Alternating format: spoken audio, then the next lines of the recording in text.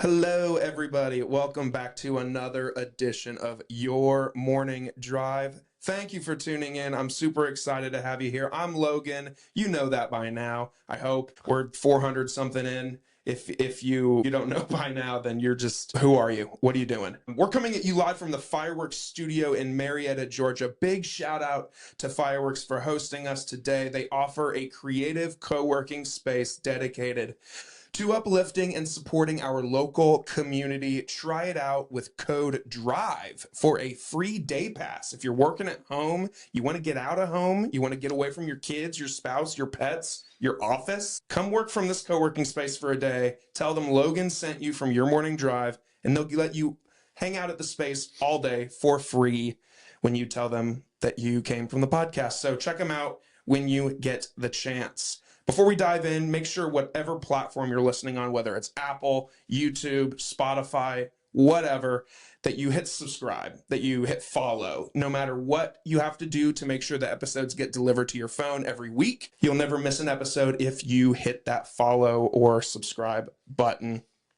Similarly, on the social medias, Facebook, LinkedIn, Instagram, TikTok, everything is at Your Morning Drive. So it's an easy follow, just a tap away. If you want merch, we recently announced that we are doing merch. We just launched a t-shirt. So if you want to, go to hammerheadcreations.com/shop to get yours. Thanks for tuning in. Let's get going. My guest today is a mindset and performance coach who works with professionals in real estate, mortgage, insurance, and other professional service-based businesses. He is a master practitioner of neuro-linguistic programming and hypnosis. These are powerful methods because they help you create rapid, lasting changes at the unconscious level where habits, behaviors, and beliefs are formed. While other methods may focus on understanding problems, NLP and hypnosis helps you reframe them, turning them into opportunities for growth and success. Please welcome my new friend, Miles Rubin. What up, man? How's it going? Thanks for having me on. Dude, I'm excited that you're here. I feel like we've been trying to make the schedules align for a few months now, but look at us, we got it. We did it. We made it happen. I hate sometimes, maybe it's a good problem to have, but meeting people and getting connected with people that are just like, oh my God, you got to talk to Miles, or oh, you got to get Miles in here. And it's like, great, I can't for like 2-3 months. And it's such a buzzkill for me because I get excited. I hype it up myself. And then especially like someone like yourself and some other guests that I've had, like people are like, oh, you got to get him in. You got to get him in. You got to get him in. So like, I schedule you and I'm like, yes, he's booked. And then like 2 months go by and it's like, oh, we're here. It's an anticipation builder. It is, man. So I appreciate you sticking with me and wanting to be on here. Absolutely. I'm really glad you reached out and I'm really glad we're doing this. Yeah, dude. We have a ton of mutual friends, it seems like. Yeah. Let's see, just off the top, we mentioned Jen Gray, Chase Sanger. Yeah. Chase Sanger. Stephanie Mitchell. Yeah. Hyde. Yeah. I'm sure there's more. You've met, I mean, I used to work for LGE, so I know that they're the credit union. Oh, so cool. I know that they're heavy sponsors of a lot of the stuff that Marietta Business Association does. Yes. So you know, like Tim. Yeah. Oh yeah. Yeah. Tim Henderson. Ashley, Kayla. Yeah. All of those folks. Oh, great people. Good Yes. people.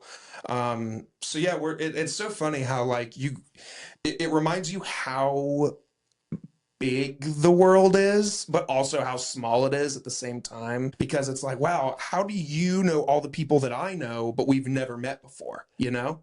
You ever think about stuff like that? Oh, yeah.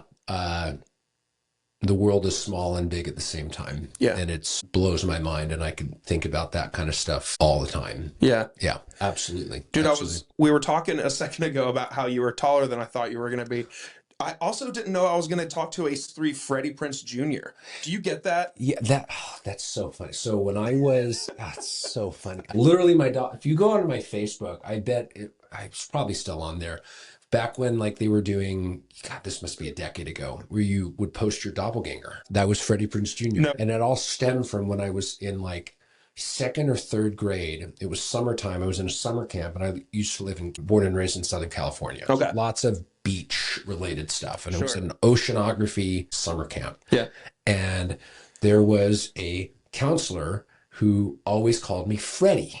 And I hated it because I was a really shy kid. And I was like, why is this person calling me Freddie? Right. It's not my name. It's not my name. But it was because I looked like Freddie Prinze Jr. That's so you've always looked like Freddie. I guess, according to this camp counselor from when I was 8. Yeah. Wow. So I'll take it. He's a good looking man. He's a good looking man. That's Fred from Scooby-Doo. Scooby-Doo. It's also funny that his name is Fred or his name is Freddie and he played Fred. I just made that connection in my head as you started to say it too. Yep. So, hey, yep.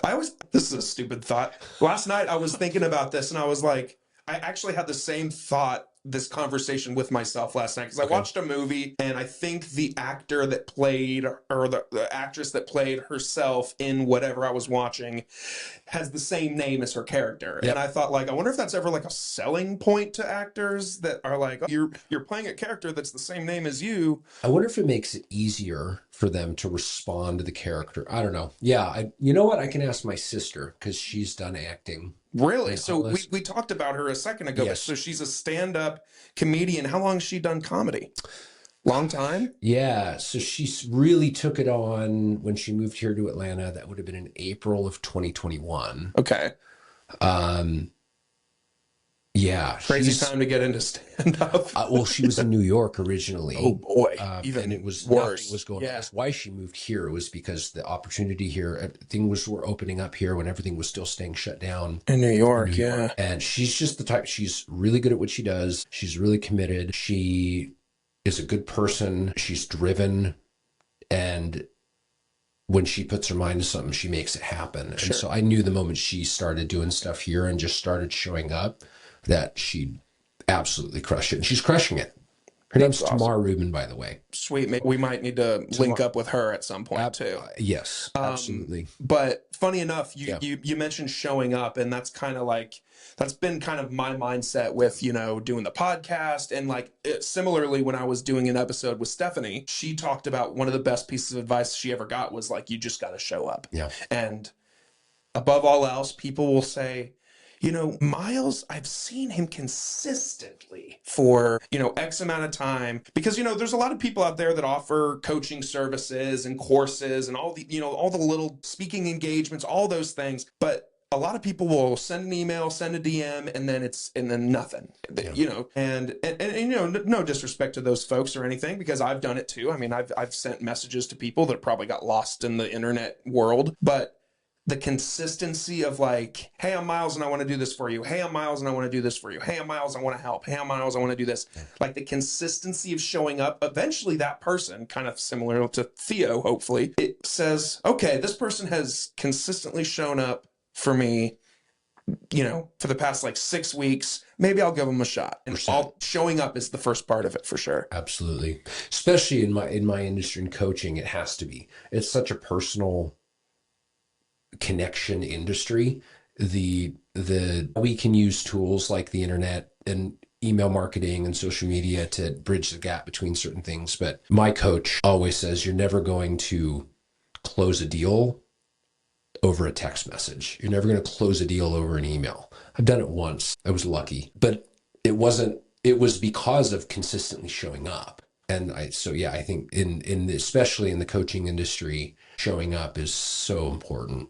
And doing things for people is so important. Yeah. Once you start focusing on, of course, with people being self-employed, of course, the goal is like, I want to make money so that I can be self-employed and not work for anybody else.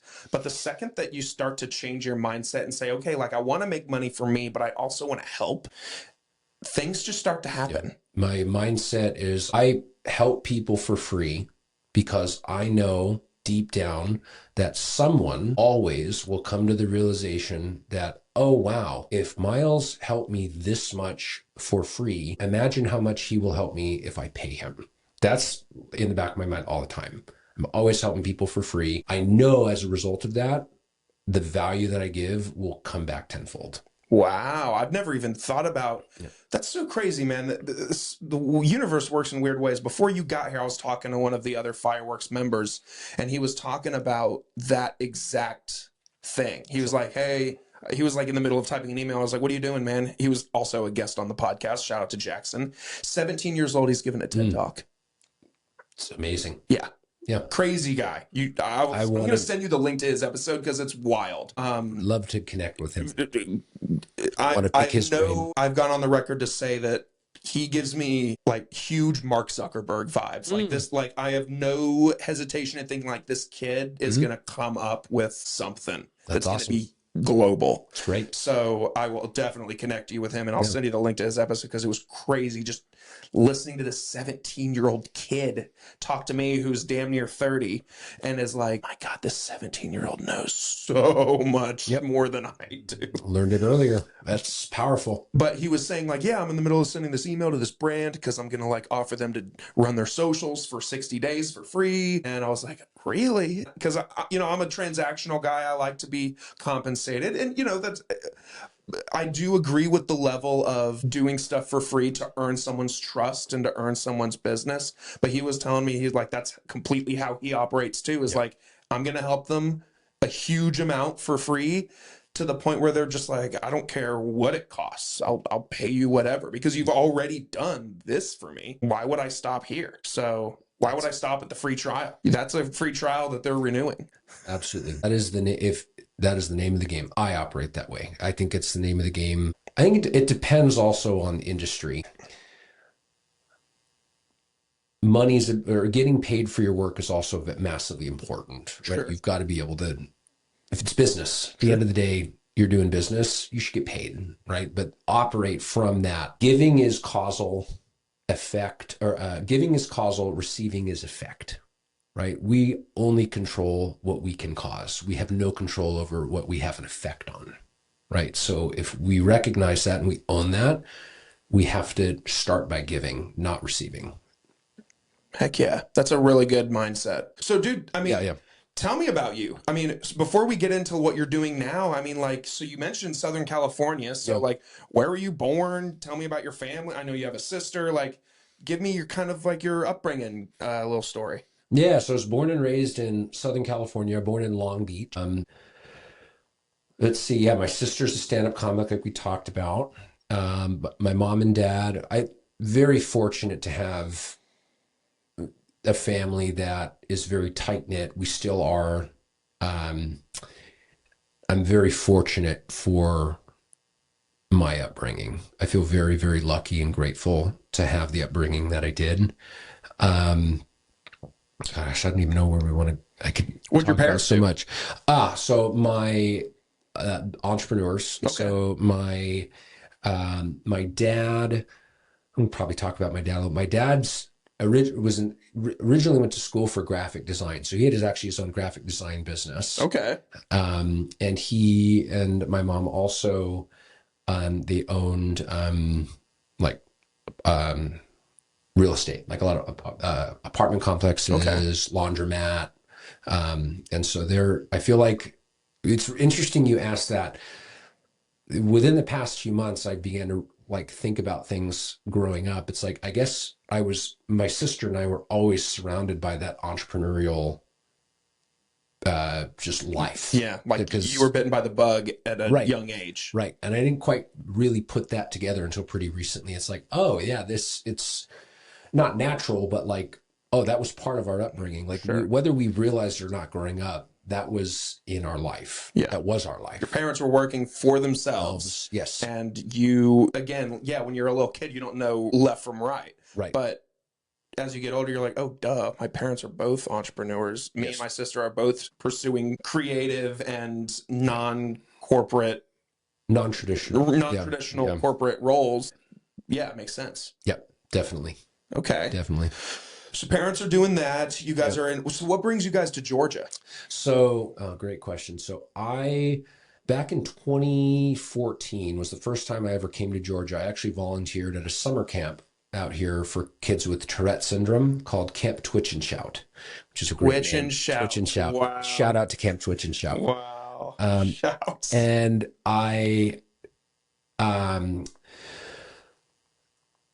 met my now wife, Emily, at Camp Twitch and Shout in 2014. Hello, Emily. Hello, Emily. And she and I actually didn't really kick things off and start dating until 2019. Okay. And at the time, so I moved, from Southern California, I moved to Utah in 2015. So from Okay. 2015 to 2021, I actually lived in Utah. And how old are you at this point when you get to Utah? I was 22 when I Okay. moved to Utah. Okay.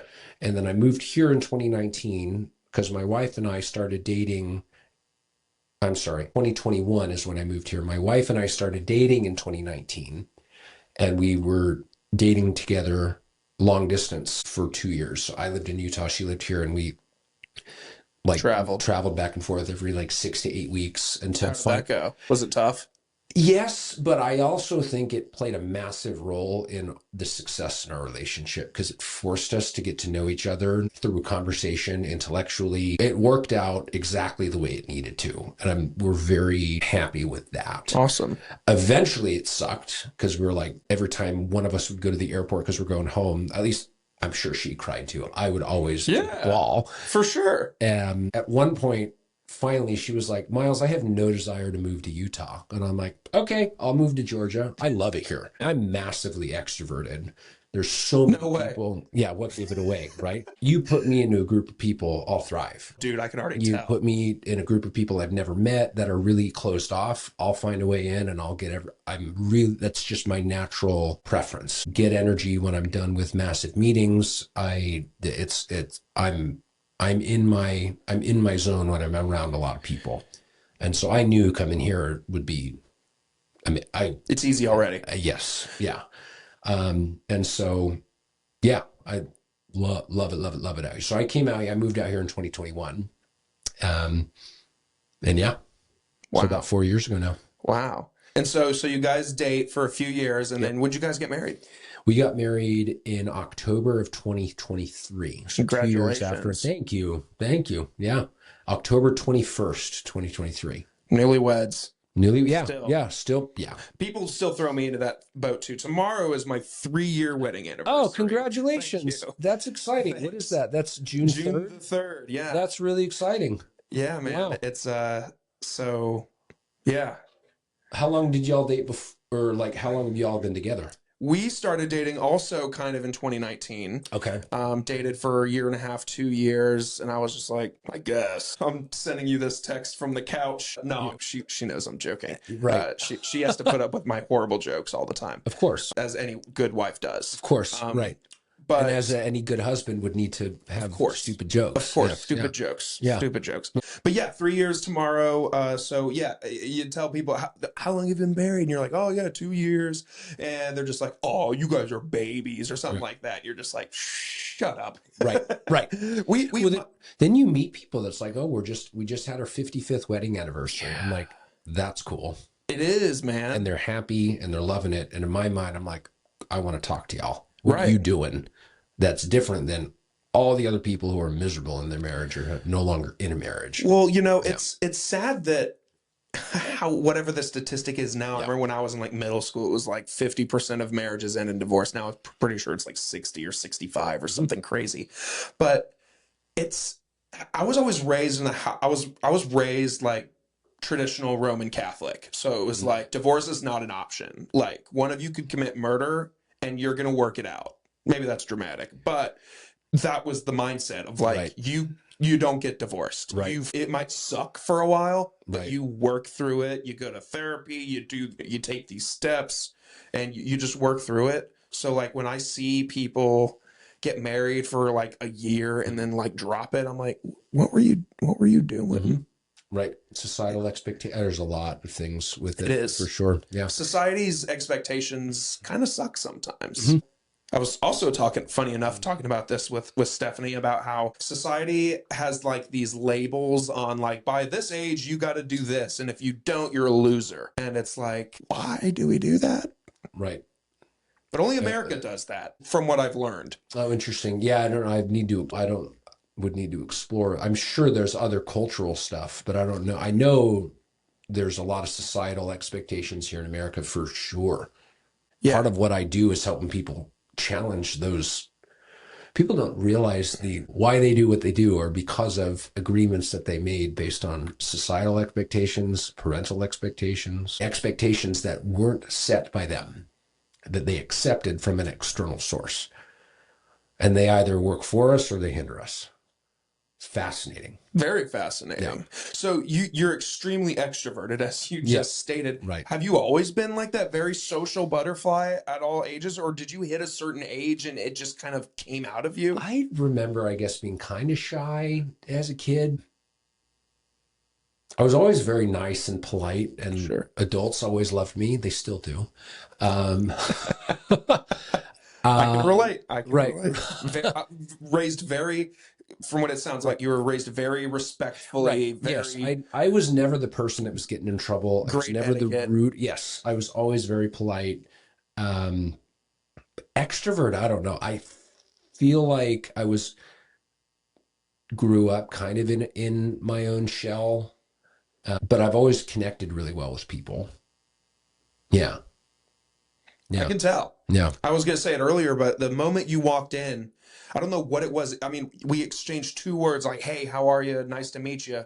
But like instantly, like I felt like the guard was let down. Like it was very like, Sweet. "Oh, I'm comfortable. Like Cool. I'm cool." And usually, and we could talk about this too, with it being a mindset kind of themed show, but I've always struggled with this masculinity problem, actually. And I think what goes into it is, so growing up, I wasn't an athlete. I wasn't very athletic. I was much more of the creative side. I was video games, drawing, Right. very non-manly Right. in society's terms of what a man should be or whatever. So I was never that guy, and still really am not. I do kill the bugs in our house, though, so that is the man job. Catherine calls them boy jobs. Killing bugs, taking out the trash. Funny story. One time when I was still living in Utah and I was about to come here to visit Emily on one of our trips, she killed a roach in her apartment, proceeded to not pick it up for 3 days because I was going to show up 3 days later for just me coming to visit. And so I picked up the roach that she killed. Right. Yeah. It's pretty, yeah. If, dude, am I being punked? I've had the exact same scenario. I feel like a lot of men have gone through this, where their partner kills a bug and they're like, "I'm not picking it up." Right. I'm like, you already did the hard part. You did the hardest part. Just finish what you started. Yeah, absolutely. I like to finish what I start. Naturally, I'm going to kill that bug. I'm going to pick that thing up. Pick the thing up. Commit. You got to commit. Right. Show up. What did we say? Show up, do the thing, finish what you started. Hey, that's the secret formula. Wow. That is the title of this episode. Yeah. Show up, do the thing, and finish what you started. Kill the bug. Kill the bug. Yeah. Okay, so move to Georgia. You're dating your wife. You guys get married. New sponsor alert, everybody. I want to tell you about my new friends over at Value Sesh. Bang for buck doesn't always have to mean cheap quality. For Value Sesh, it means that they're dedicated to offering the best tasting Delta 9 sweets with solid potency at a totally decent price. They are a family company that loves to share good vibes, and their candy always does the trick without breaking the bank. Try their 50-count bags of taffies, pure Wisconsin honey sticks, and a full menu of signature gummies. They're federally legal, ship right to your door. What don't you like about this operation? Their gummies are great. Their taffies are great. All of their products are good. I tried them myself this last weekend, and I am a new customer. So should you. Try out Value Sesh. Go to valuesesh.com to get yours. That's VALUSESH.com so that you can try out their products yourself. You will not regret it. Value Sesh. Sesh for less. Okay, so did you go to college? A little bit. So all of my education is very non-traditional. So okay. It's all certification based, but I've done quite a bit of it. Okay. But I don't have a college degree. Which a lot of people are very surprised by. I'm very surprised by that. But at the same time, that's again one of these society things that's like, if you don't have a college degree, you're a loser, or you have commitment issues, or you know, all the things that society tries to say. Nowadays in 2025, I feel like we're getting to a place where it's like, you don't really need that college degree to be there's certain successful. Certain industries you absolutely do. Sure. Right? You can be a doctor, go get a degree. You can be a lawyer, if I'm get a getting degree. Heart surgery, I want my doctorate to have gone to college. 100%. But coaching is a unique industry in that there's no licensing involved. So, excuse me. So it's the double-edged sword that I call with coaching, in that anyone can go out and call themselves a coach, right? Which means you're going to have a lot of people out there that have no idea what they're doing, that did something and they were successful, like, oh, I could teach other people how to do it. Let me be a coach. And then you've also got a bunch of coaching certifications out there that it's like, oh, I spent 4 hours watching online videos and I got a 40 out of 50 on the multiple choice test. And now I'm a certified life coach according to lifecoach.com. It's like, right. It's like, right. And so like, when I got into what I did, I wanted to make sure I had very reputable training. I know what I'm doing. I have more than 4 hours online. Like all my training is it's in person. It's my first training ever was like, it was a couple 100 hours in person. We're doing things, we're learning things, which is still very interesting because there's, again, no licensing, right? So, but it's very different.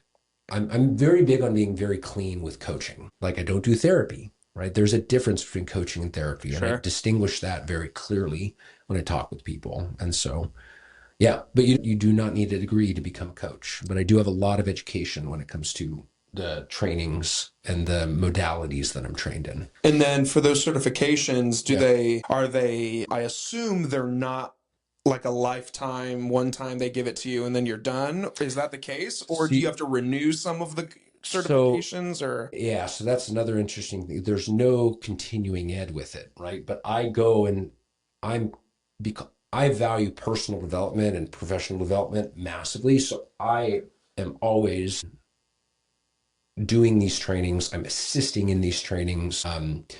It is one of those, like we have, like you can go do these trainings and never do them again. And you can continue to call yourself a coach because you did it once and you're done, and then right. And with coaching, really, it's now granted, I have never been once asked to show my certifications because for business coaching and the type of coaching that I do, no one cares. Honestly, it's like I get to put letters behind my name. It's like I've never been asked to present my certs. If we were in Europe, people would ask for my certs because they care about that there. Sure. But I've found what people care about here is, can you help me get what I want? And if people believe that and they recognize the value that I can provide for them, they're clients. Interesting. But I'm also not I'm not a therapist, right? So therapist, legally, you have to show, sure, this is the type of therapist I am. This is the licensing that I do. These are the diagnoses and the conditions that I treat. I don't do any treatment with coaching. I don't work on diagnosis. I don't work on any of that. So it's a totally different scope of practice than therapy, consulting, mentoring. It's its own unique scope. And so I think, yeah, that is interesting. And I do see how it could get like the industry or just the space in general, like could get very convoluted with just people who are like, yeah, I'm a mindset coach because I see what's his face on Instagram do it, so I can too. And I'm just going to make videos on Instagram and post them and tell people to get off their ass and like get to work. And right. I call myself a coach. There's a lot of fluff with mindset stuff and coaching. There's a lot of fluff. There's a lot of surface level stuff out there on social media, out in the world. I don't do that stuff. I don't do the fluff. I do the deep work, right? That's where the hypnosis and the NLP comes in, which I'm sure we'll talk about. Absolutely. So we're doing work deep at the unconscious level, which is where the change needs to happen, right? You and I can you ride a bike? Yeah. Right. It's been a while. But right. That's the point though, right? It's been a while, but if a bike were right here and we were outside, you'd be able to get on that bike and ride it because you learned how to do it. And the behavior is stored where? The unconscious level. You don't even realize you have the behavior. But if the bike shows up and you're in an environment where you need to ride a bike and you need to ride a bike, you would be able to ride a bike because you have that behavior stored at the unconscious level. So all behaviors, everything we do, whether we realize it or not, is stored unconsciously. So in order to make deep, long-lasting change that lasts long-lasting, it's effective and lasts a long time, we need to be able to work at the unconscious level. And a lot of coaches don't They work at the surface level. They say, just develop discipline, do the thing. Yeah. It's like, What about the people that know to do the thing but aren't doing the thing? Right. What do you do? Well, they should just do it. How's that working out for you as a coach? Maybe you should work with me so I can help you be more effective at coaching. Yeah. Well, I mean, that's interesting. I really want to unpack this unconscious level thing because it's fascinating. But before we do that, there's one thing to me that is really stored at my unconscious level. Okay. All right. Yeah, of course. Oh no. So cringe. What are we unpacking? The thing that I store, especially because now it's the summertime, it's, we're recording this beginning of June. It'll drop beginning of July. Right. But we're the summertime, which means there's a lot of pools, there's a lot of beaches, there's a lot of hanging out with people. And there's one piece of the equation that I have with me at all times. Okay. And that, my friend, is Good Days cocktails. Look at that. Yeah. This is the Longboat flavor, guys. Gin and lime juice and all other natural flavors. The show today is sponsored by Good Days Classic Cocktails. Good Days are a classic cocktail brand created in a convenient, ready-to-drink format to meet the need for a quality pre-mixed cocktail on any occasion. They got great flavors, 4 great flavors. They got a whiskey flavor, they got this gin flavor, they've got a vodka cranberry and a vodka lime flavor as well. Great flavors. Whip it out on the 4th of July, whip it out on the boat, on the lake, on the beach. Good Days are good for any occasion. If you want to find out where you can get yourself a pack of Good Days, Miles, all you have to do is go to www.drinkgooddays.com/find us, and you'll find a store that is selling Good Days near you. Of course, you must be 21 years of age to consume. But yeah, dude, that was a brilliant time to do that advertisement simply because we were talking about the unconscious mind. Yeah. So I'm very, very curious how their sales do once this episode gets posted, just because of the nature of what we were talking about and how you inserted that advertisement right afterwards. Thank you for that, man. I've been doing this recently, and by that I mean I tried it with Stephanie. I'm trying it with you. What I've done before is I've pre-recorded that and then inserted it in post-production. But oftentimes, like when I insert it, like either the volume level is different or it scares people because, we're in the middle of talking about something and all of a sudden it's like, hey guys, I want to talk to you about, and it's like, whoa, Jesus. It doesn't flow well. It doesn't flow well. Yeah. And my whole thing is I was on the phone with someone today telling them about the podcast and I was like, my whole feel is it's just supposed to flow. We're just supposed to talk. And I don't want to insert a non-authentic advertisement. Right. Plus, then there's it gives more exposure to the guests that I'm sitting with. Right. It gives it's just a better experience I've noticed so far on reading the advertisement live. So I think we're gonna keep doing it. But yes, drinkgooddays.com, local Georgia company. So check them out. Cool.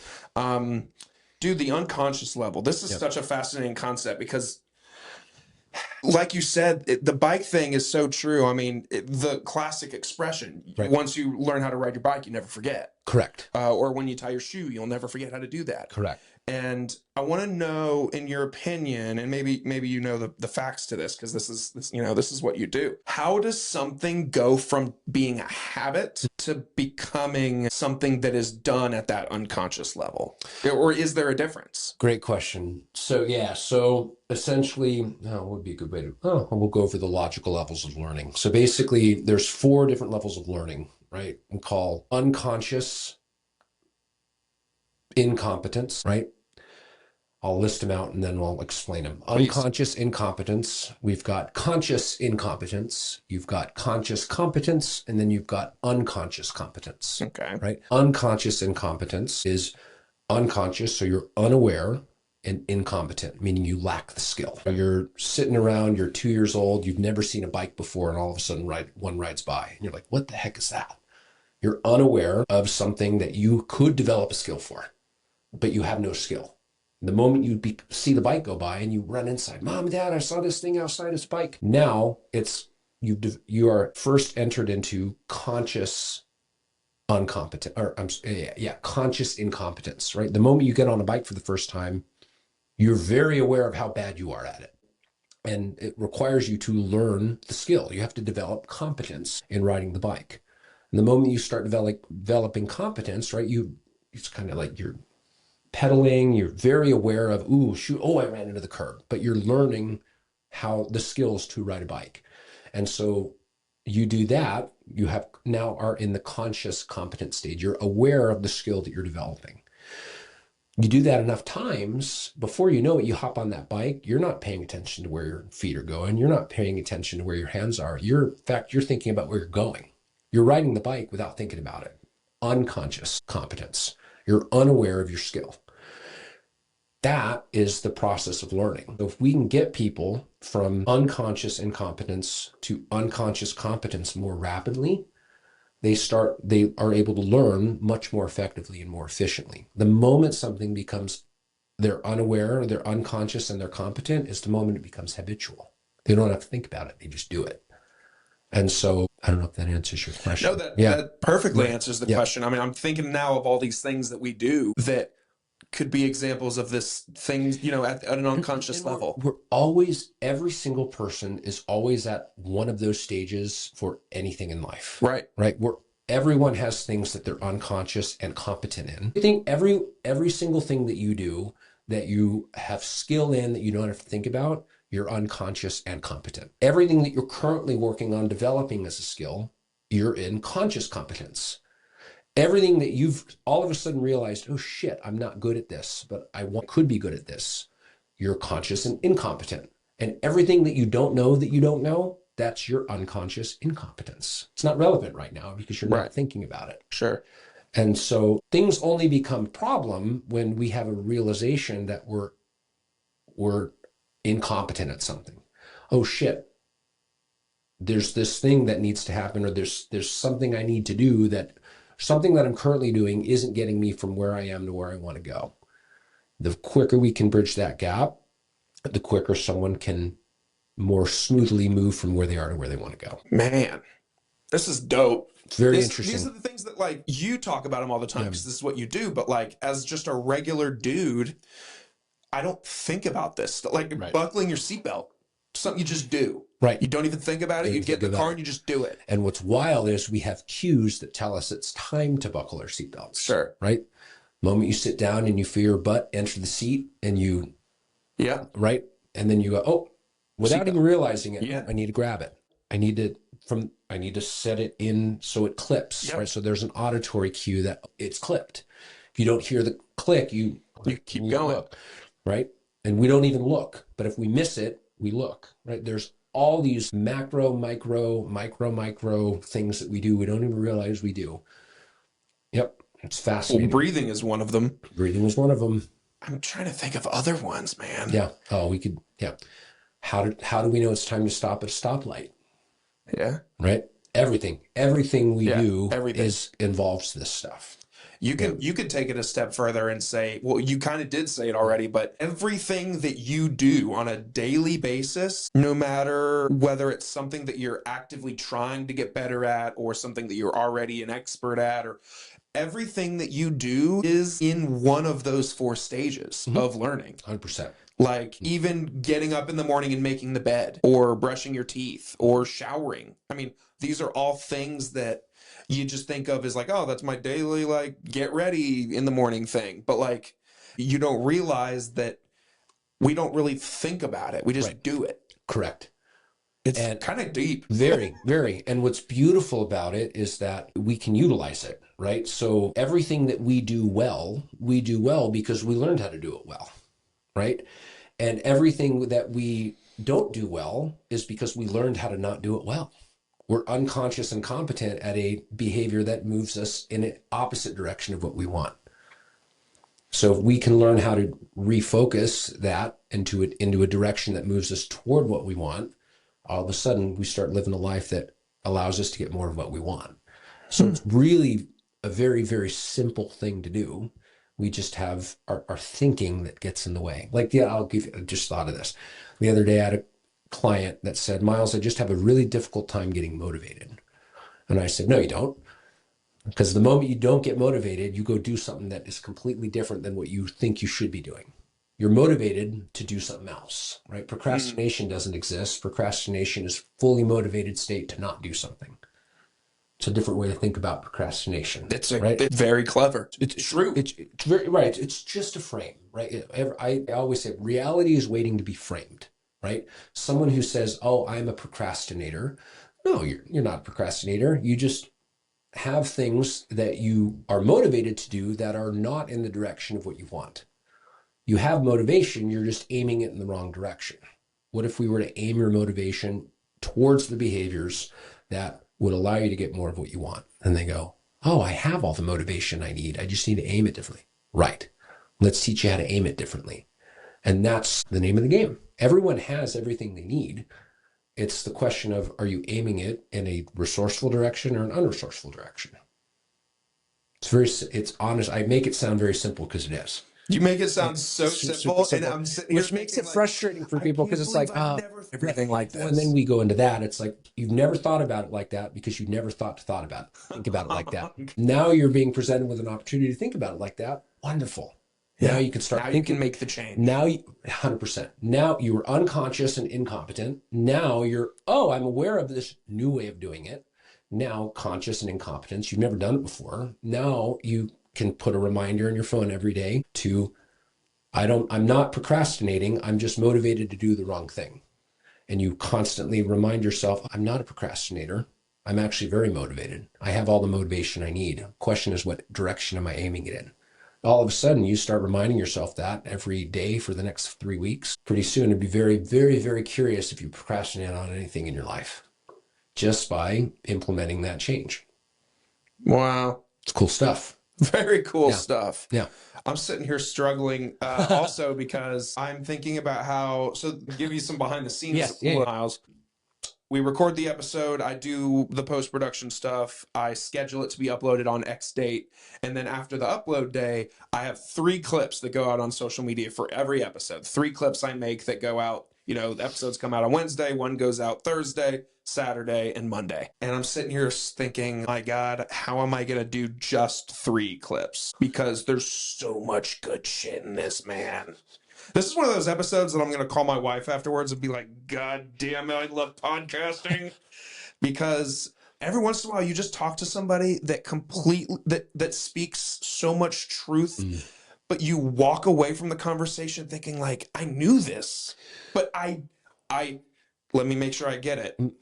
I was unconsciously competent about it. That's 100. You're spot on. But I never. Right. The moment we become aware of things that we do without thinking about it, we go, I already do this. We can now become intentional, right? We're really good. We were unconscious and competent at something. If we begin to peel back the layers of, okay, well, how do you know how to do that so well? And we find out what goes on at the unconscious level. I'm talking about some complicated stuff. I'm trying to make it very simple. Is if we can extract the model, right? How someone does what they do really well, we can teach them how to apply that model for anything, any behavior. It's fascinating. Our minds are so powerful. There's no such thing as an unresourceful person. There are only unresourceful states. No person is good or bad. They simply are a person. They have behaviors that are effective in getting them what they want, and they have behaviors that are ineffective in getting them what they want. Or they have behaviors that are effective in getting them what they don't want, or ineffective at getting them what they don't want. Like the other day, I had a client who's really good at getting distracted when it's time to do something. I said, that's awesome. How do you know it's time to be distracted? And they went, what do you mean? Well, I asked, how do you know it's time to be distracted? Well, I extracted that process. And then all we did was I said, well, now imagine applying that same strategy towards the thing you want rather than the thing that you don't want to do. And he went, wait, what? And we put a new focus or new direction on his distraction strategy. So it was aimed towards the thing he wanted to focus on. And all of a sudden, he's now getting distracted by the things that he wants. So we reframed his distraction towards a focus of what he wants. He's like, I never thought about it that way before. Right. That was the problem, is that you weren't thinking in a way that was allowing you to get more of what you want. You were thinking in a way that caused you to not get what you want. Fascinating. Now, Golly, no wonder you want to do this here's shit what's for a really, living. really cool. Also, I have no idea what it was he wanted to focus on. I don't need to know content. No? Nothing. That's the cool part about NLP and coaching. I don't need to know content about anything. Everything's structure. And you could just apply that structure or that framework to whatever. Whatever you want. Let's think about it like if you've got a bunch of scaffolding up and you've got all this content on the scaffolding, and the content is undesirable. We don't need to go in and mess with the content. Let's just restructure and let's pick apart some of the scaffolding. By restructuring the scaffolding, the content naturally changes, moves around, it shifts, it gets let go, right? But you have new scaffolding up, new content goes in its place. We don't even have to touch the content. It's very fascinating. Good God. I know. I can go in so many directions with it. Oh, dude. You have to keep me focused. Dude, Yeah. shout out to your wife that probably has the deepest of conversations with you about this stuff, man. I mean, golly.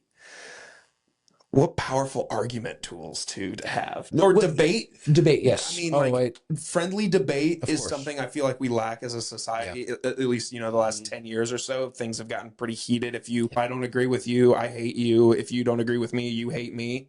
Yeah. Like, I hate that because I love a good debate. But then I also love afterwards to be able to be like, all right, nice debate, shake your hand. Right. And we continue being buddies. 100%. Like, so gamesmanship. to be able to debate somebody on something that you guys don't agree on, but then to bring that kind of mindset into it, you can almost just rule the world. Yeah, it's almost like they use NLP and hypnosis in politics all the time. Sheesh.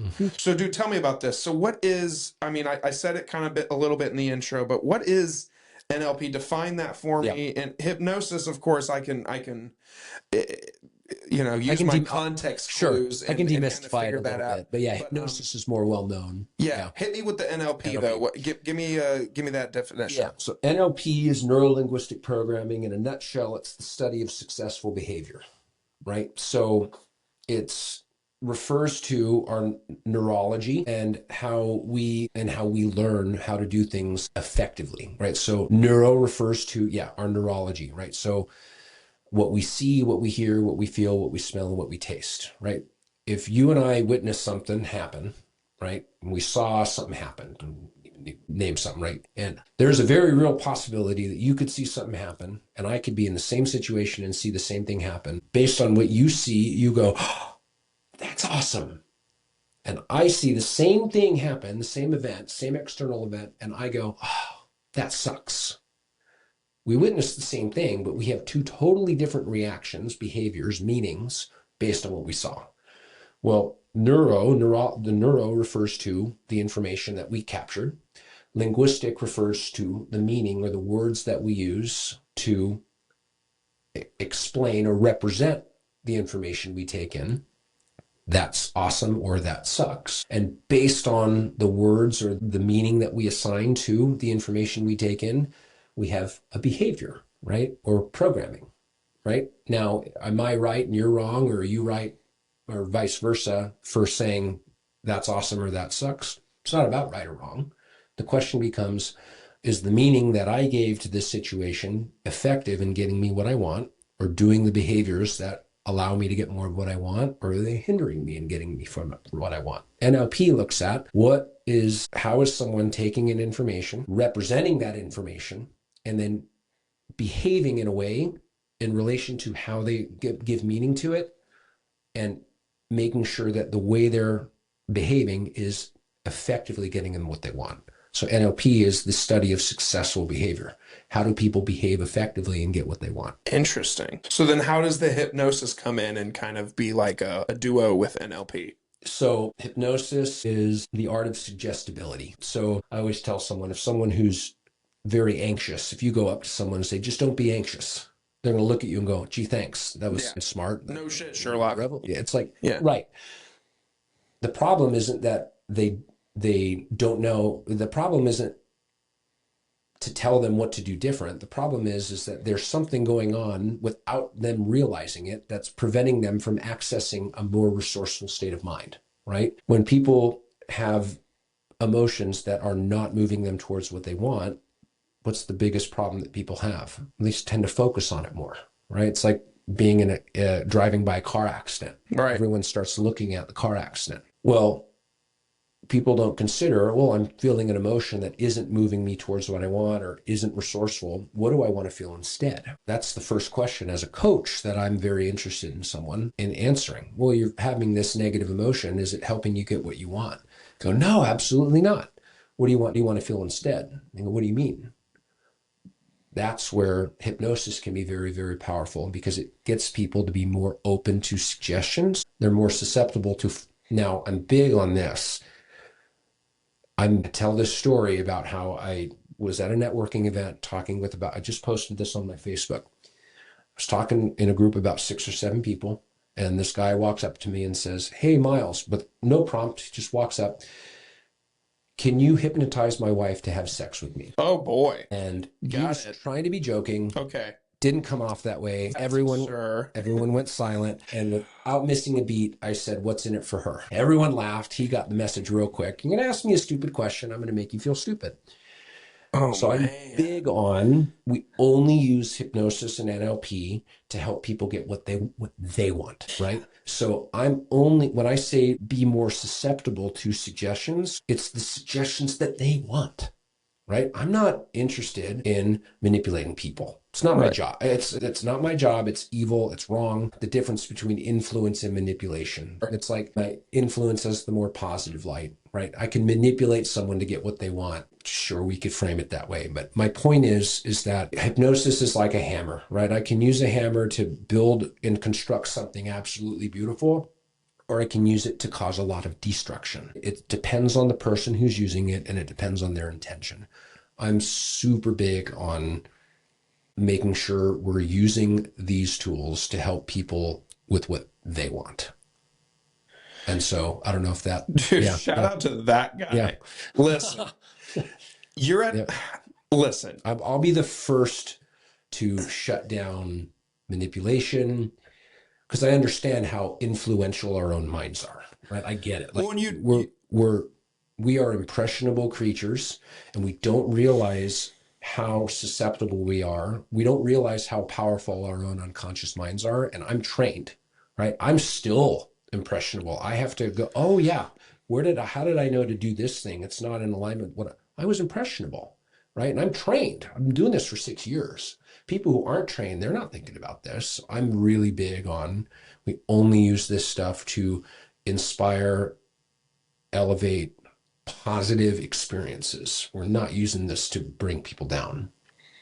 Yeah.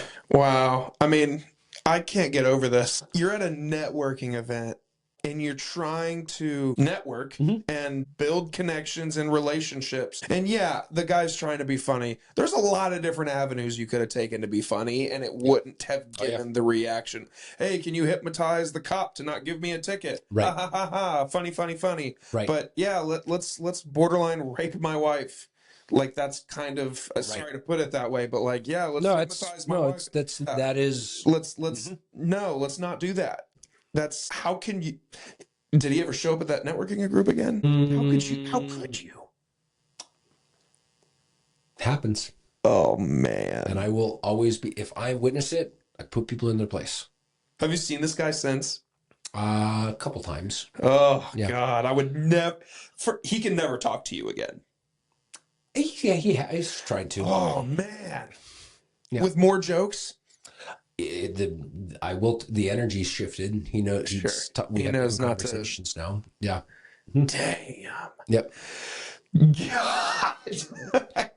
I can't get over this. Not a healthy relationship. No.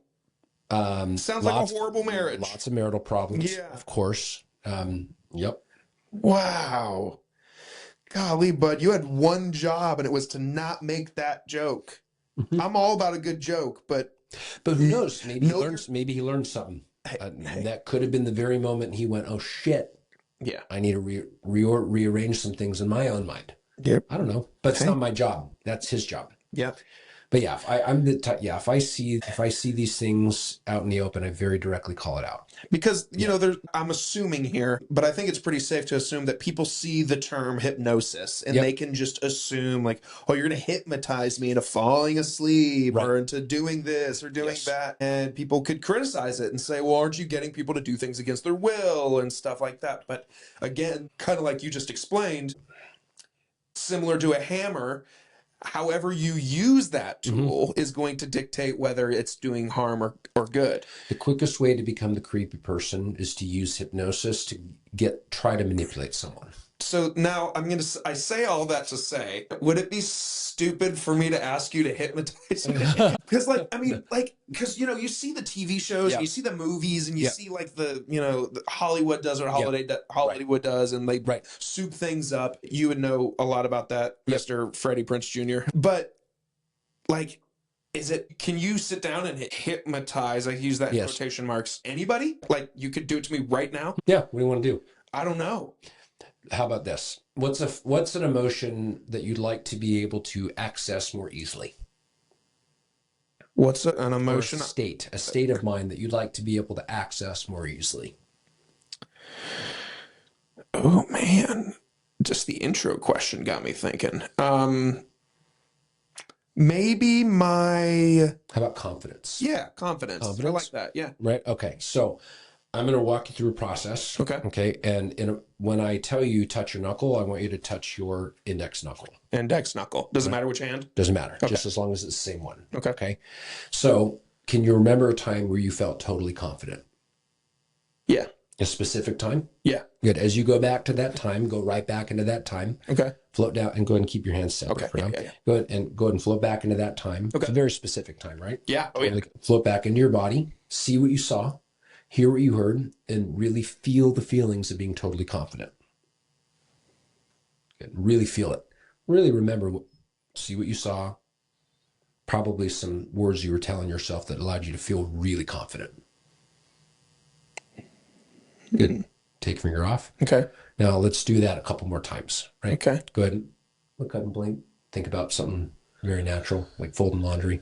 Yeah. Okay. Good. Now, can you remember a second time, different from that first one, where you were totally confident? Yes. Yeah. Cool. Specific time. Good. As you go right back to that time, float right back into your body, see what you saw, hear what you heard, and really feel the feelings of being totally confident. Okay. Really feel it. Yeah. Yeah. I mean, really really go into that and really feel confident. Yeah. Good. Cool. Take your finger off. Look at the leg.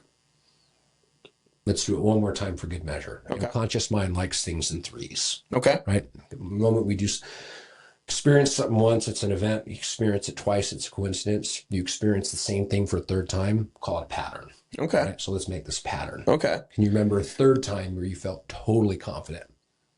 I can. Different from those first two? Yep. A specific time? Good. As you go back into that time, float right down into your body, see what you saw, hear what you heard, really feel the feelings of being totally confident. Yeah. Really intensify it. Really feel it. Okay. Good. Hold that for just about a few more seconds and really, really feel the feelings of being totally confident. Good. Look up and blink 5 times. Take a deep breath. Now for fun, what I want you to do is I want you to just touch your knuckle and hold it for about 10 to 15 seconds. Okay. Just notice what happens.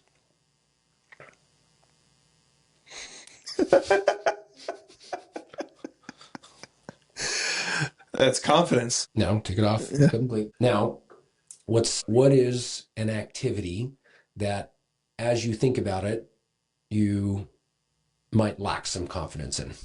What is the activity? You don't need to say it out loud if you don't want to. Golf. Golf. Okay. Now, was there a certain aspect of golf that you specifically think you had thought you lacked confidence in? Absolutely. Okay. What aspect of it? Was it a certain swing? Was it using a certain club? Definitely the driver. Definitely the driver. Okay. Par 5, par 4. What are we talking about? Par anything. Par anything. Okay. Yeah. Now, what I want you to do is I want you to envision yourself stepping up to the tee. Okay. Right, with a driver, right? And real quick though, before you start envisioning it, what I want you to do is I want you to touch your knuckle. Okay. And envision the process of... Yeah.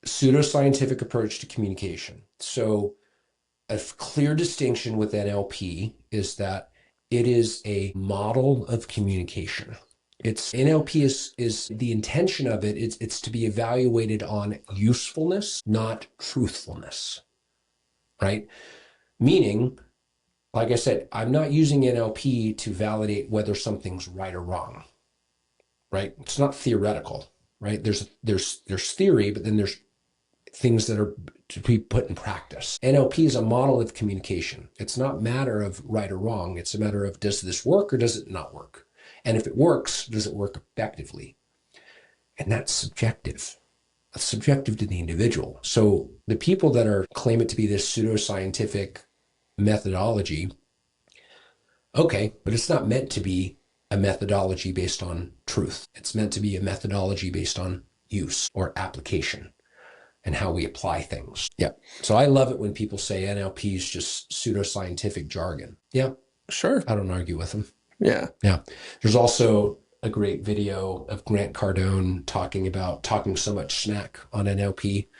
And he says something along the lines of, what we teach in our sales trainings is more effective than NLP. And people in the NLP community get really offended by it. And I'm like, why? He's talking up NLP. Yeah. The presupposition when someone says what we do is more effective than NLP presupposes that, oh, so NLP is effective. Right. Thank you, Grant. Use your platform to talk us up. Thank you for the validation, Grant. Thank you, Grant. Appreciate you. Yeah. Yeah, that's Very interesting. So what is now take it a notch down again? Yeah. What does pseudoscience mean? I've never heard that term before. Is it just like a way of saying that it's not actually science, right? Lackluster science or something? Because it isn't. It's not based. It's not based on science. Yeah, I can give a little NLP history lesson. Very sure. Basic. Why not? So basically, these two gentlemen. That's a great way. That's a simple way to explain this. Back in the 70s, there were these two guys, Richard Bandler and John Grinder, and they began to study 3 highly effective people that were doing change work, right? So change work being people that were working with individuals who had problems, psychological problems, and they were helping them get results, right? And they weren't seeing them for years and years and years, right? Because a big problem back then was people were going to therapy, going to psychological related treatments, and they weren't getting any better after years and years of treatment. They were like, well, let's not research that. Let's research people who are actually doing really well and helping their clients overcome their problems.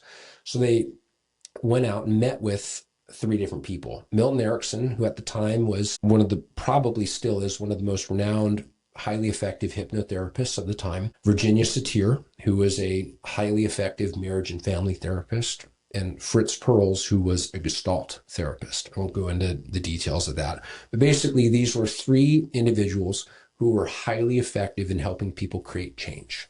So Richard and John went, okay, these guys are highly effective. We're not going to pay attention to the people that aren't effective. Let's find out what these guys are doing different. And they began to extract, what is it these guys are doing different than everybody else? So that's where the NLP is it's a model of success. Then through that process, they discovered that, we can utilize the modeling process that we used to model any successful behavior. Let's go elicit how the #1 golfer in the world and elicit there, how do they know it's time to pick a club? How do they know it's time to swing? How do they know how to position their hands? What's their mindset? How do they visualize things? They basically discovered that every single behavior or every outcome that someone experiences is because of a behavior that they do or a sequence of behaviors that they do. Hey guys, let's talk about another partner of the podcast, Branded and Devoted Designs. Are you looking to level up your company's merch game? Your brand deserves better than boring swag. If you contact Branded and Devoted Designs, you can level up with custom hats, shirts, tumblers, mugs, and more that your customers and clients will brag about.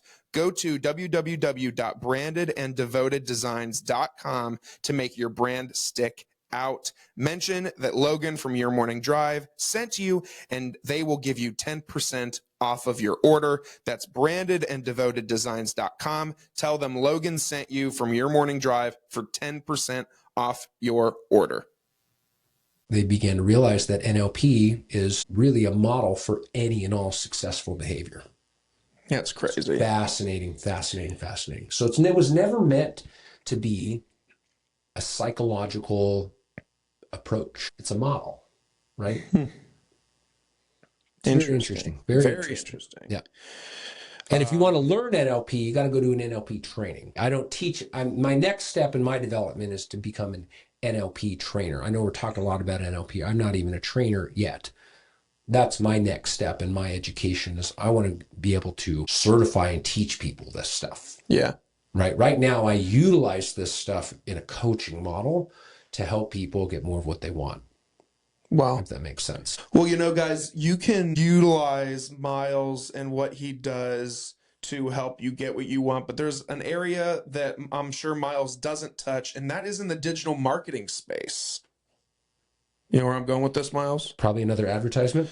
Hammerhead Creations is here to help with building your business and your brand. They offer top-tier marketing services, including social media management, website design, Google page optimization, ensuring your business reaches the right audience. Whether it's a side hustle or your full-time grind, their expert team is ready to help you grow. Plus, if you're into podcasting, Hammerhead Creations offers full support for in-house shows and external podcast production. From concept to creation, they'll help you bring your ideas to life.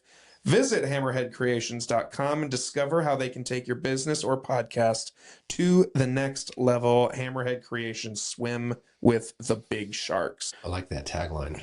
Thank you. Yeah. Came up with it myself. Yeah. I am Hammerhead. That reminds me of have you ever seen Wreck-It Ralph? Yeah, oh yeah. There's Disney. Like when Wreck-It Ralph breaks the internet, Wreck-It Ralph, when they go into the internet, they have all the Disney stuff inside the internet. I'm like, that's brilliant. Yeah. Using a Disney movie to advertise Disney in a Disney movie. Yep. Yeah. So I love that you did that. Yeah. Thanks, man. Yeah. Thanks, man. So I went to some podcasting meetup a couple months ago, and they said, if you have a business besides your podcast, you should be advertising your business on your podcast because you never know. And I was like, duh. So I started doing it. And very smart. Yeah, people are always like, Hammerhead, that sounds cool. I'm like, thanks. I came up with it myself. That's awesome.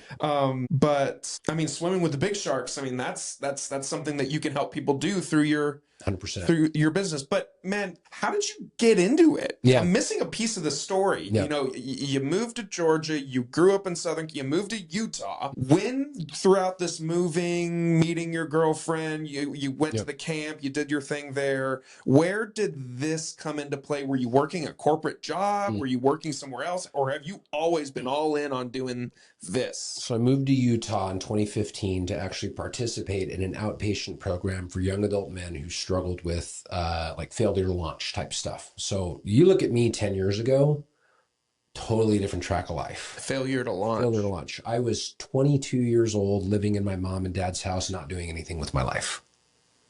Right? Okay. No vision, no purpose. And I moved to Utah to participate in an outpatient program. Shout out to Forte Strong. Y'all are awesome. And I was in that program for about 6 months to develop independence, basically become an adult. I was an adult child, and that program allowed me to become an actual true adult. And I actually, after graduating that program, about 6 or 7 months later, they hired me on to be a mentor for current clients in that program. Wow. So it was really cool. It was like a full circle moment to get back. And I worked with them for about 2 years as a coach. And through that process, I got into YouTubing Tony Robbins. You heard of Tony Robbins. And I found a video of him working with a gentleman who had a stutter. Probably still find it on YouTube. Worked with the gentleman who had a stutter. By the time the process was done, the guy's stutter was gone. He's up on stage, he's talking, doesn't have a stutter anymore. And I was very skeptical at first. Like, what the heck? And about 6 or 7 months after I saw that video, I found out about NLP and hypnosis. Didn't realize that's kind of what Tony does. Sure. And there were trainings in St. George, Utah, which is where I was living at the time. And I decided to go do a training. And this is a very personal part of the story. And I share this as it's very strictly anecdotal. Sure. All right. Explain it. So at 9 years old, I was diagnosed with Tourette's. I don't know if you know what Tourette's is. We talked about it. Punch and shout. I'm very mindful of how I share this story because in no way, shape, or form am I saying Tourette's is curable or, I'll leave it at that. After seeing the video of Tony working with someone who had a stutter, I'm a very curious person. I met the trainer, who I actually am still in contact with. He's my coach. I was actually just having a conversation with him about 3 hours before you and I sat down. Wow. And about a month before my very first training, I went up to him and I said, "Hey, Alan, have you ever worked with anyone with Tourette's before?" And he looked me dead in the eye and he said, rolled his eyes, and he said, "I've worked with people with that disorder before." And it pissed me off. It's just why I'm very mindful of sharing this.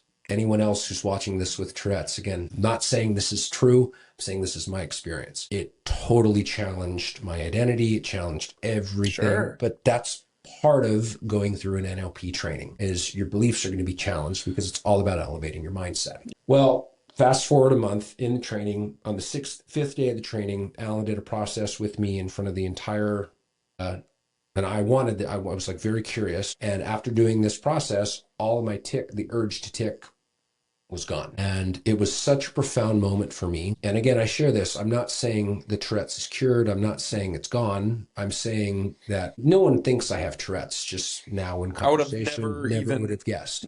And so I remember in that moment, it's why I named my business Possibilities Unlimited Coaching. Because I remember in that moment, thinking to myself, how is this happening? I don't have the urge to take. It's like it was gone. And it was such a profound moment for me. And it was at that moment I was like, I'm fucking doing this for the rest of my life. Yeah. It's like, shit, we can quite literally change the way we do what we do, change the way we think about what we think about. And man, that opens up a can of worms. Yeah. I mean, just in terms of, I've always been curious, so I'm glad in a way that you've told me that you had, what were you going to say?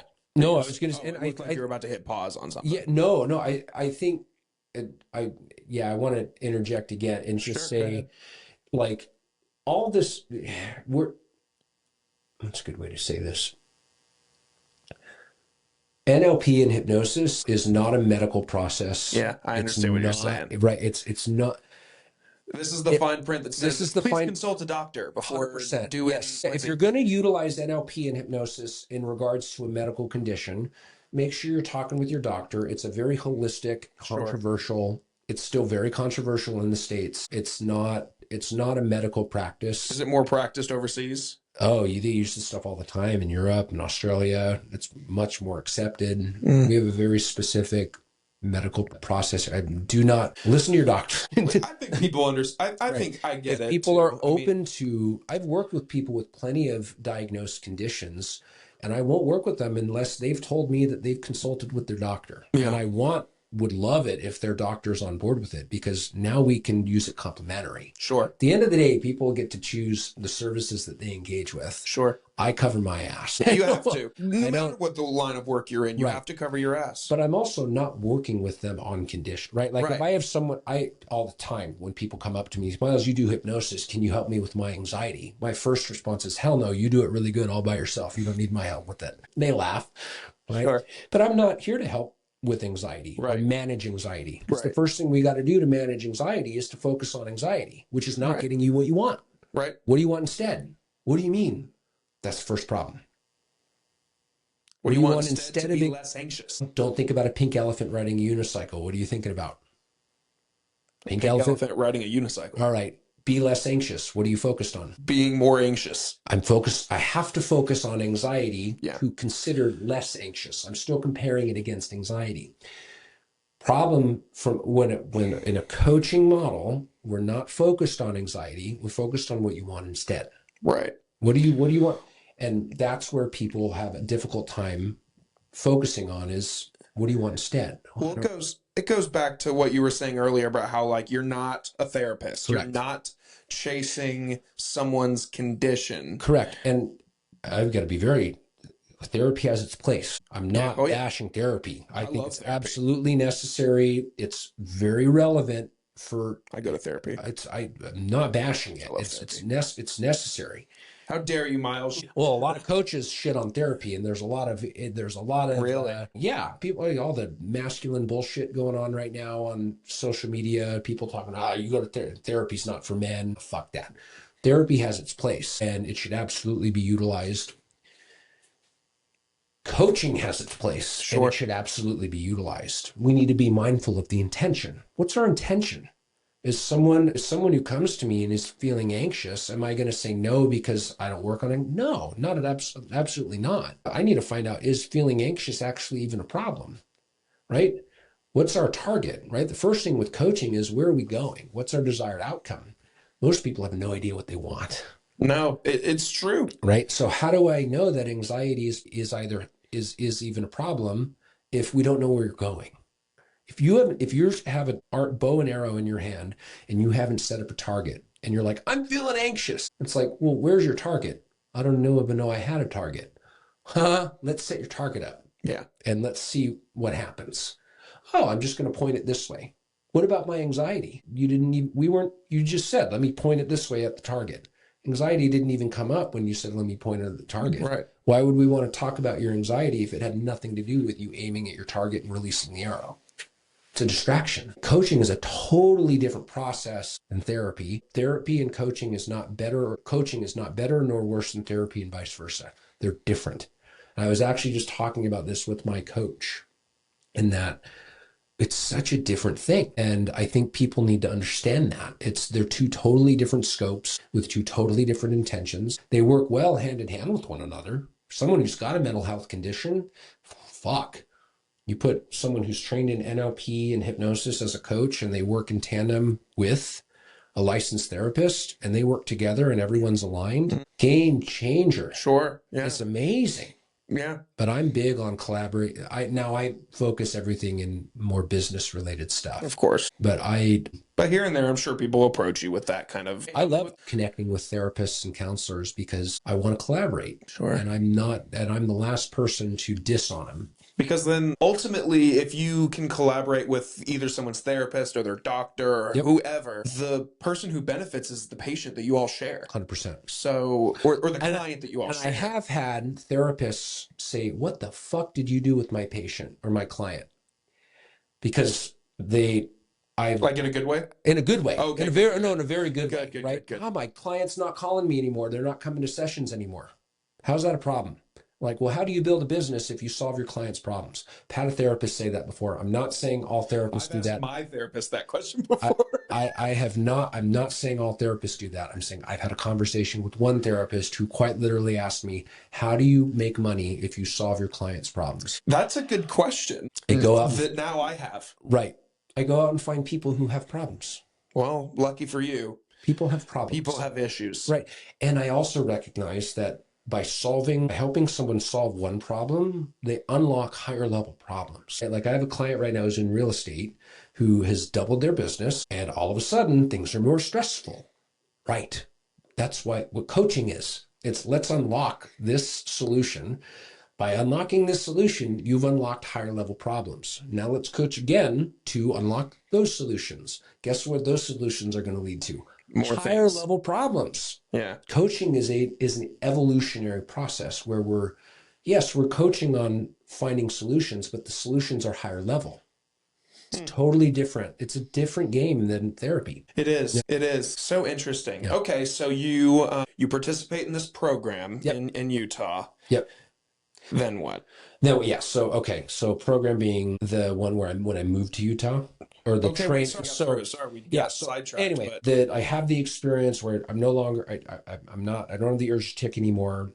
Game changing. I'm like, okay, I'm all in. I want to do this. I want to help people in this way. And I did more advanced trainings. And yeah, that was the moment where I was like, I'm in. This is what I'm doing forever. So you have Yeah, forever. ever. So Yeah. you've been doing this then since you Yep. Since November of 2018. essentially left your parents' house with not having, like you said, you didn't have a purpose, you didn't have a plan, Yeah. a goal. So Yep. you left, went to Utah, participated in the Yeah. thing. It brought you to the thing, Yes. and then you pursued it from here on out. Yep. That's so cool, dude. Very, very cool. I remember all I did for 5 months after my very first training was one of the things we learn in the first NLP training is how to eliminate a food craving. It's a very specific process, very specific. It's very effective. It's very quick.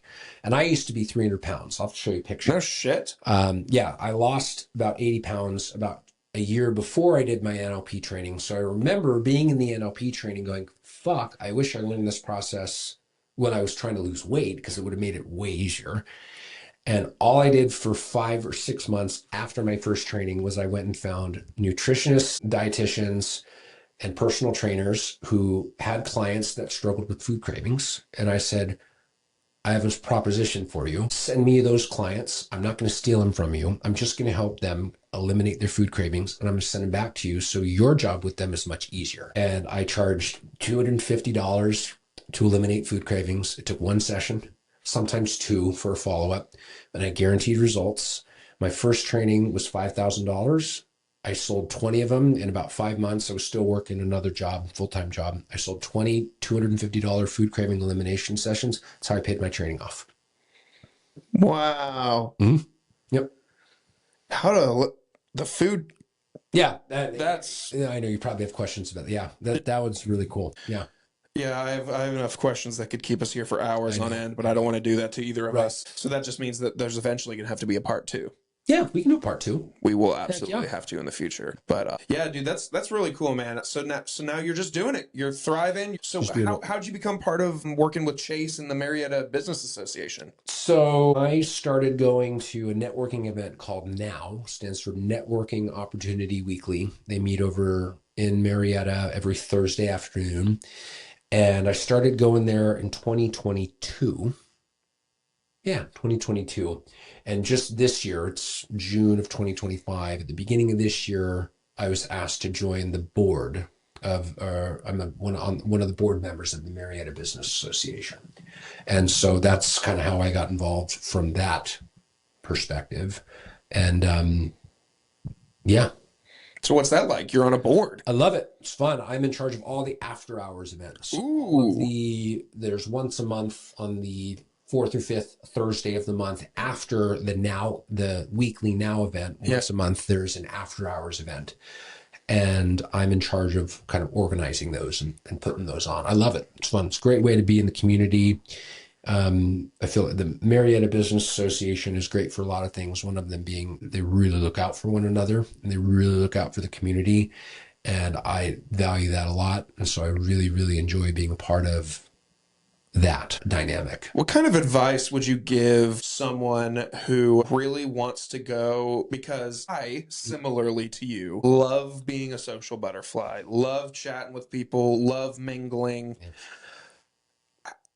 You know, a lot of these business associations or networking groups or chamber groups, they all, not all, but a lot of them require a hefty fee sometimes to be a part of this group. What if somebody wants to go to one of these after hour events? Are people able to get in like through buying like a ticket to it that aren't a member, or does everyone have to be a member to get into it? Like, how do those typically work for like, at least for y'all's? There's a lot of free ones. I think if I should know the answer to this question, but I don't. Wow. Marietta Business Association, the after hours, it's free for members. If you're a you can be a basic member of the Marietta Business Association for $95, I think what it is for a year. So it's not expensive. If you're not a member of the Marietta Business Association, you want to go to an after hours, I think it's $10. Oh, wow. It's not, it's like, and you get a meal, there's food there. Like, it's not like you're it's very, there are a lot of free networking opportunities in our area. Marietta, Woodstock, Canton, Smyrna, there are plenty. There are a lot that cost money too. Sure.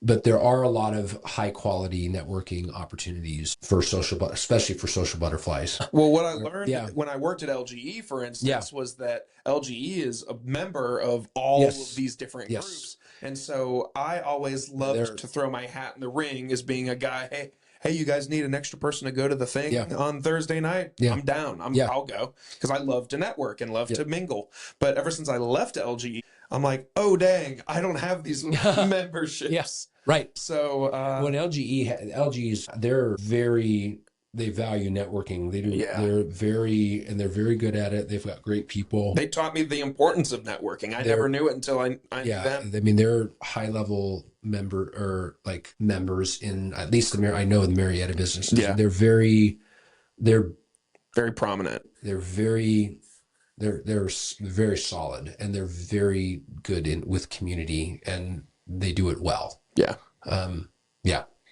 Yeah, they're good at that. LG. Yeah, shout out to LG. Thanks for paying my bills for 3.5 years. And for teaching me the importance of networking, because that has helped the podcast tremendously. Miles, I was going to say, just show up to one a month. Yeah, I go to a network. Just pick one networking event that you can go to, one or two that you can go to semi-regularly, and build from there. Yeah, I might do that. You've got great energy. Thank you. You need to be out. That's nice of you. Yeah. Funny enough, man, I feel more confident when I'm doing stuff like this, when it's like one-on-one. Sometimes I get a little anxious when it's a bigger group of people. When you go, next time you go into a group of people, do that before you go in and notice what happens. I will. This is the helping people for free part. Yeah. This is the shit that works. Miles, by the way, another thing, anytime you naturally have some confidence because you're just doing something that naturally you're good at, and you're like, ooh, I'm fucking confident right now. Yeah. Just touch it to reinforce it. That's your confidence button. I like that. Yeah.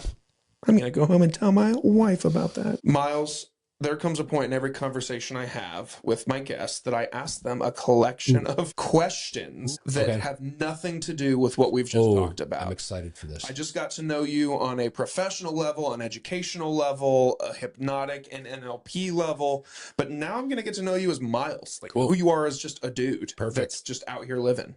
Are you ready for these group of questions? I'm more than ready. Let's do it. What's your favorite movie? Ooh. Anything Marvel. Good. MCU. Oh yeah. Yeah. Yeah. Have you seen Captain America? The new Captain America movie? Brave New World? Very okay. Very okay. Yeah. Yep. Yeah. I would put it the same. I just like I like the characters. I like Harrison Ford in there as the Red Hulk. But very okay. Yeah. Yeah.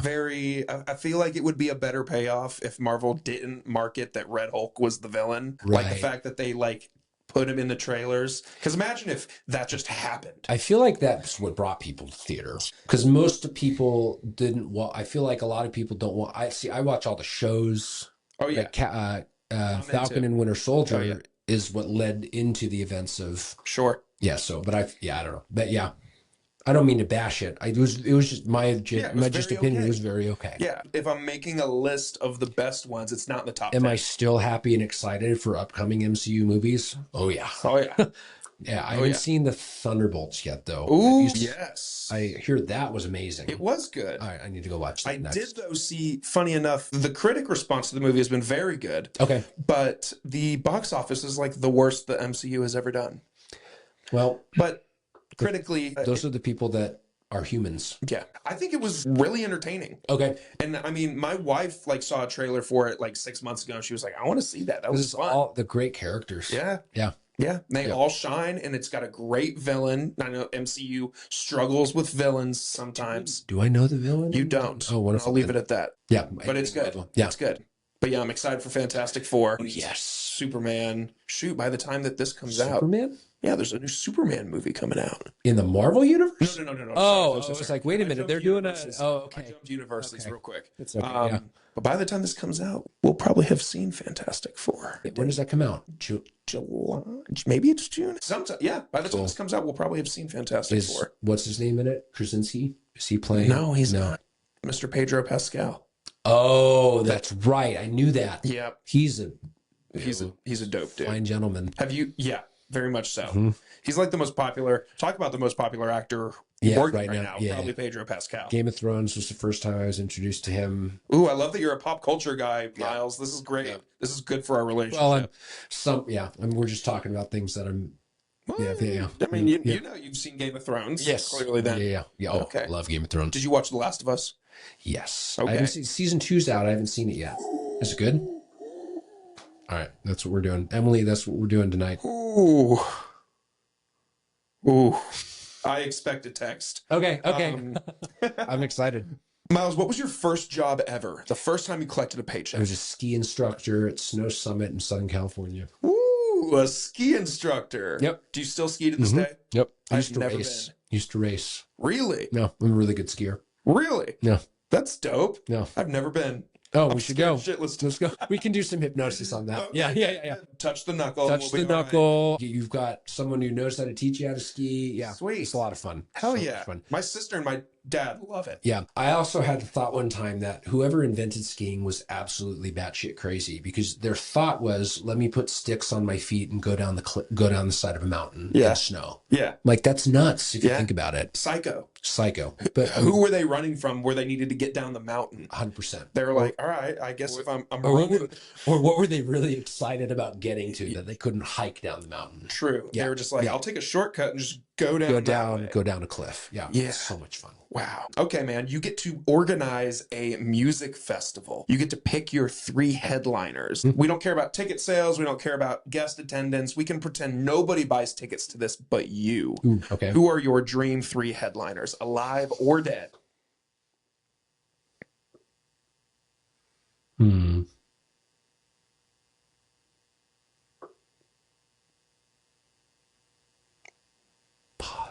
pause.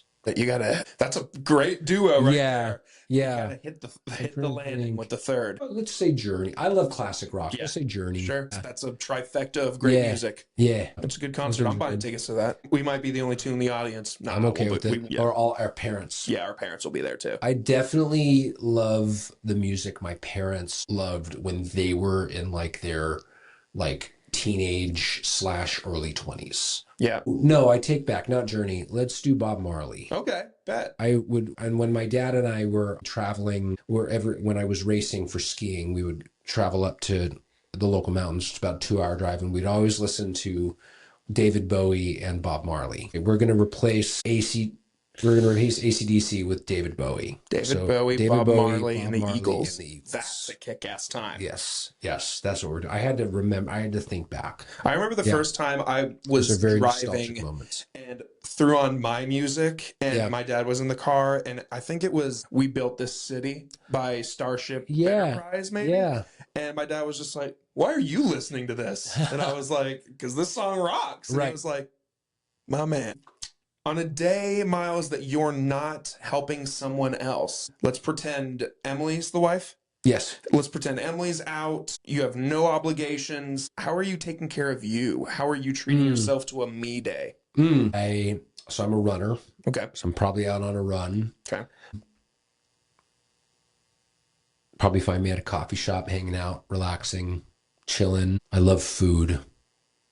I love eating food. So you'll probably find me eating some sort of food. Like I love food. Running and loving food is actually a really great combination. I eat a lot of food. Really? Yeah. Big foodie guy? Yes. Like I probably eat between 4,000 and 5,000 calories a day. A day? Yeah. But I run a lot. What did you have for lunch today?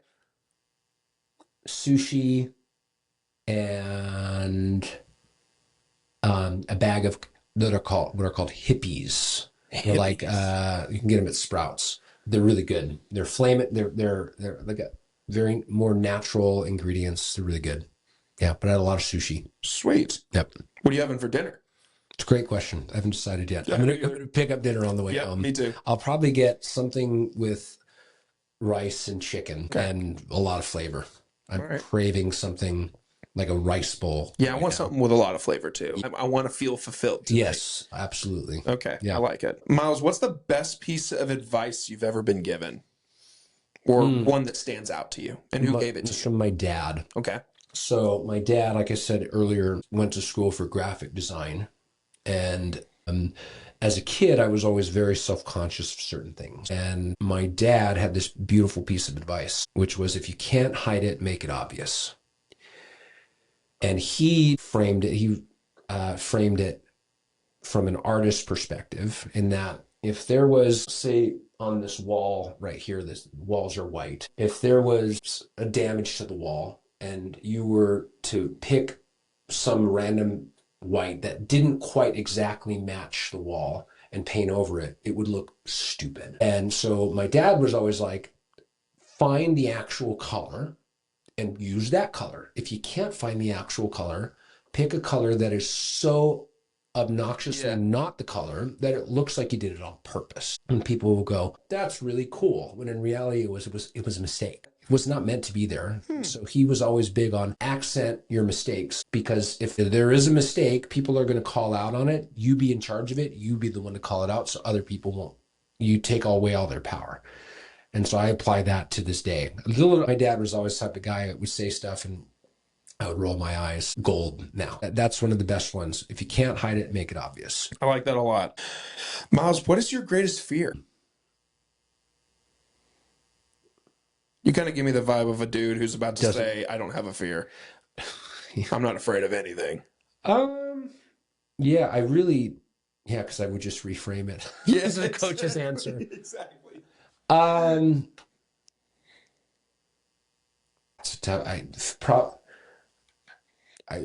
really relate to, in Harry Potter, in Prisoner of Azkaban, when Lupin is teaching him how to fend off the Dementors. Yep. With the Boggart. Sure. And Lupin says to Harry, your fear is fear itself, or something. You have a fear of fear itself. For some reason, resonate with that a lot. Yeah. I feel that. Yeah. I feel that. Don't discredit yourself. You are a pop culture guy. I appreciate that. You've dropped Game of Thrones, Marvel, and Harry Potter references. Not having people to connect with. Ooh. Connections, man. I very value connection. If I didn't have people to connect with. So being alone really would really kill you. Yeah. Like the apocalypse would be the worst for you. I would figure it out. Yeah. But I wouldn't like that at all. Thinking about that, I'm like, I don't want that. Yeah. It's a good answer. Yeah. Well, before I ask you this, I've also realized over the course of us talking that if I shut my eyes and really listen to you talk, you kind of sound like Tony Stark. Cool. Have you heard that before? I've never heard that before. You sound like Tony Stark. I'm expecting someone to text me and be like, this guy sounds like RDJ. Oh, that's funny. You kind of sound like Tony Stark. I've been thinking about that for the last 10 minutes. I am Iron Man. What does success look like for you? I know this is something that you like to talk about too. Yeah, it's so subjective, man. Depends. For running, it's continuing to get better, right? Getting faster with my times and being able to continue to enjoy the process. I've grown more that success is less external and more internal. So I evaluate it very much on the quality of the life that I'm living. Yeah. You can leave it at that. Yeah, I think that. Yeah, that's well said. Yeah. And then lastly, Miles, your main motivator. What is it? What pushes you? What is the main motivation? What is your morning drive?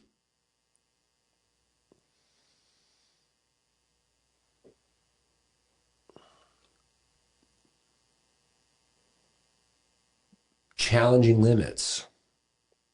Challenging limits. I mean, that's what you do. Yeah. For people. Yeah. You help them challenge what is blocking them from X, Y, or Z. 100%.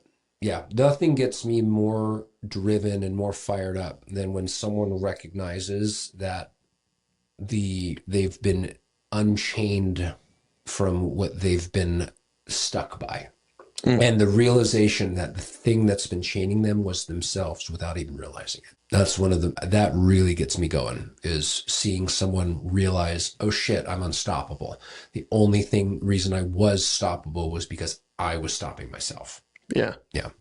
Well said. Yeah. Now, Miles, I'm going to let you talk directly to the people and tell them who you are, how to find you, where to find you, what you offer, all those things. Yeah, so my name's Miles Rubin. You can find me on TikTok, Instagram, Facebook. Official Miles Rubin are my tags on Instagram and TikTok. And basically what I do is I am a mindset and performance coach, and I specialize in NLP and hypnosis. I help people with the mental game around success, leadership, sales, and I work a lot with real estate agents, mortgage lenders, people in the professional services, and small to medium-sized businesses.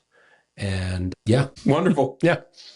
Guys, I'll make sure to throw those links in the, I assume you have do you have a website? Oh yeah. What is my website? Whatever it is, it'll be in the description. It'll be in the description. Yes. His website is in the description, so that if you're interested in any or all of the things that we talked about today, you can go into the description, click the link to the website, and figure out a way to get in touch with Miles. So miles.gurucoaches.com. boom, There it is. There it is. Yep. Miles, dude, this was fantastic. Yeah. Again, this is one of those ones that I get out of here and I kind of just do an internal like, yeah, because like it's super cool to talk to you, man. I mean, I just feel lucky to know you now. I mean, your reputation precedes you. You're so fascinating. I'm lucky to call you a friend now. Absolutely. I can't wait to see you around. I can't wait to learn from you and grow with you, and just to see you keep killing it, man. This has been so freaking fun for me. Thank you. That's very, very sweet of you to say. Thank you. You got it. Thank you. Guys, again, Miles's info will be in the description, so you can check it out. My info, of course, is in the description. Shout out to Fireworks, Hammerhead Creations, and Good Days for helping us promote the show. I appreciate everyone for tuning in today. Follow on Facebook, Instagram, LinkedIn, and TikTok, and we will catch you guys next time. Take care.